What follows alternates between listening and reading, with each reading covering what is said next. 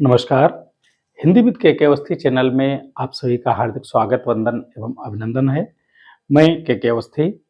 हमारी जो हिंदी साहित्य के इतिहास की एक श्रृंखला चल रही है, उसमें पिछले वीडियो में हमने आपको रीतकाल के बारे में पढ़ाया था।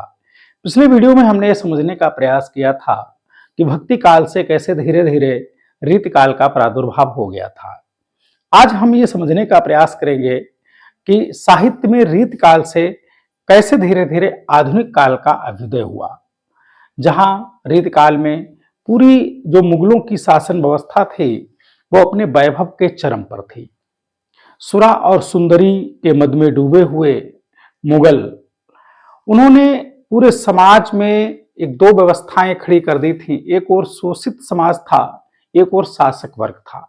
धीरे धीरे शोषक वर्ग जो था, शोषित वर्ग जो था, उसका खून पी करके न जाने कितने महलों का निर्माण किया जा रहा था, न जाने कितने अनावश्यक कार्य किए जा रहे थे।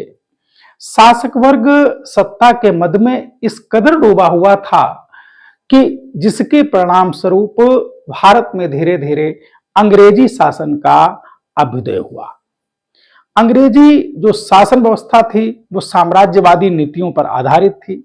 अंग्रेज लोग भारत में आए, उन्होंने यहाँ का वैभव देखा, यहाँ की धन संपत्ति देखी और उसे जो मुगलों के द्वारा या तमाम आक्रांताओं के द्वारा जिस संपत्ति को यहाँ छोड़ दिया गया था किसी कारणवश, या धीरे धीरे विकसित होकर के पुनः भारत पल्लवित हुआ था, उसको उन्होंने पुनः लूटने का प्रयास किया और धीरे धीरे अपनी जो शासन की व्यवस्था थी, या धीरे धीरे कहना चाहिए जो शासन था, वो भारत में मजबूत किया।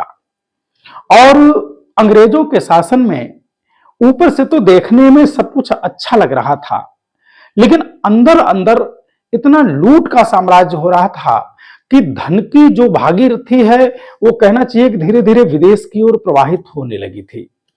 चारों तरफ से लूटने का, चारों तरफ से भारत की संस्कृति, सभ्यता, भाषा और संस्कार जो भी है उस पर कुठाराघात हो रहा था। तमाम लोगों को जबरदस्ती ईसाई धर्म में परिवर्तित किया जा रहा था।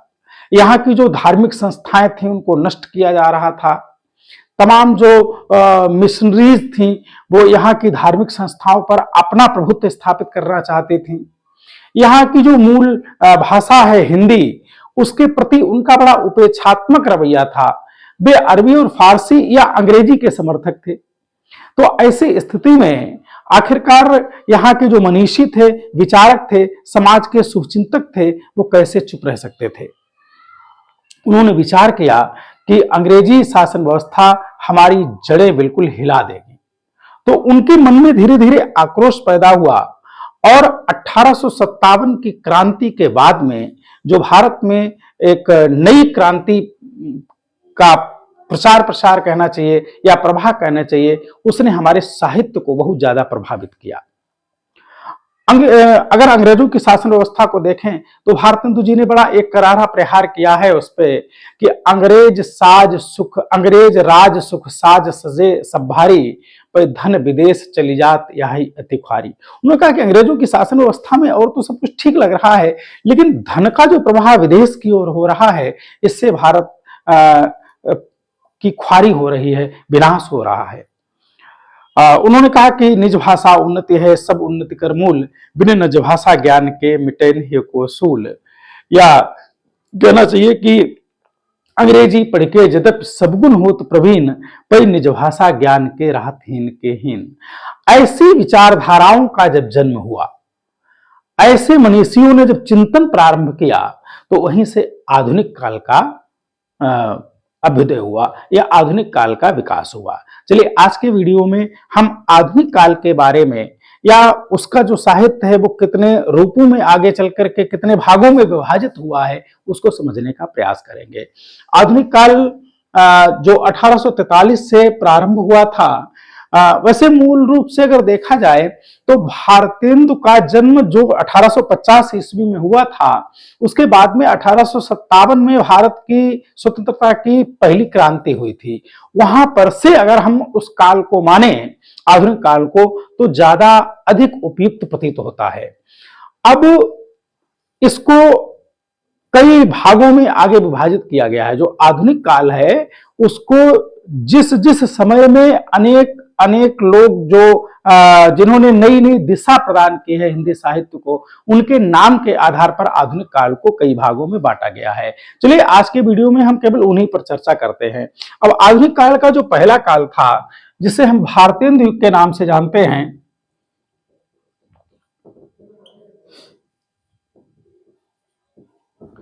इसे पुनर्जागरण काल भी कहते हैं।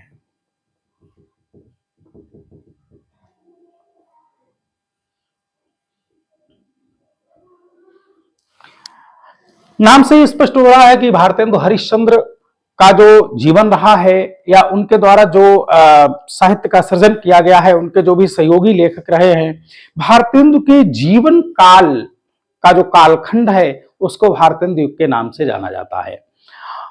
इसमें इसका समय अगर हम देखें तो 1857 से लेकर के 1900 तक मान सकते हैं। भारतेंदु जी के बाद में जो दूसरा काल आता है वो द्विवेदी युग है।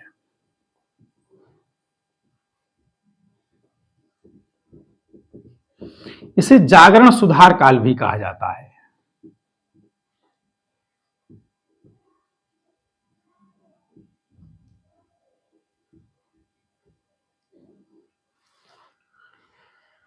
हिंदी साहित्य में अगर देखा जाए कि भाषा का संस्कार करने का सर्वाधिक कार्य किया है तो सरस्वती पत्रिका ने किया है, और सरस्वती पत्रिका का संचालन या सरस्वती पत्रिका का संपादन का जो मुख्य कार्य था वो आचार्य महावीर प्रसाद द्विवेदी जी के हाथों में था। उन्हीं के नाम से इस युग का नामकरण भी किया गया है, जिसका समय 1900 से 1920 तक, और ये सब समय जो है वो लगभग में 1-2 वर्ष का इधर उधर का अंतर भी हो सकता है, क्योंकि किसी भी युग की जो विचारधाराएं होती हैं वो एक इस निश्चित समय पर कभी समाप्त नहीं होती हैं। ऐसा नहीं होता है कि कोई एक निश्चित तिथि है वहां पर उस युग की विचारधाराएं समाप्त हो गई और अगले दिन से नए युग की विचारधारा का जन्म हो गया।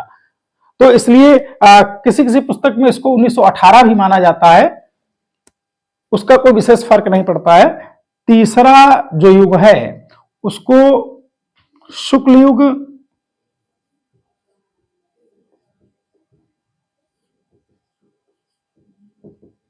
या छायावादी युग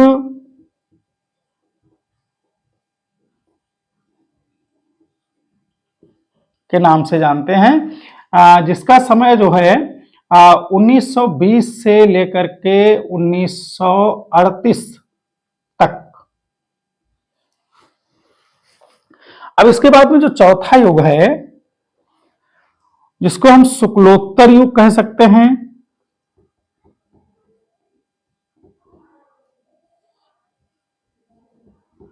या छायावादी युग को देखें तो छायावादोत्तर युग कह सकते हैं।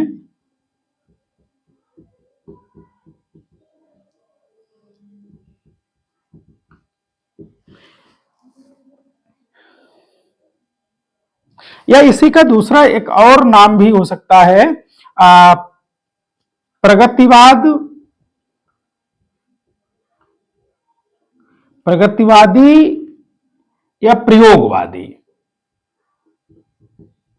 हालांकि इनके समय में वो थोड़ा थोड़ा अंतर है।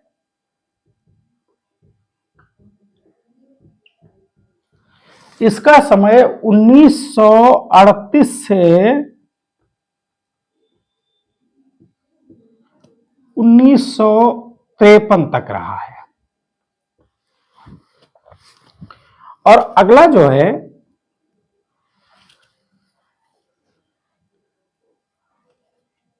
नई कविता का जो युग है,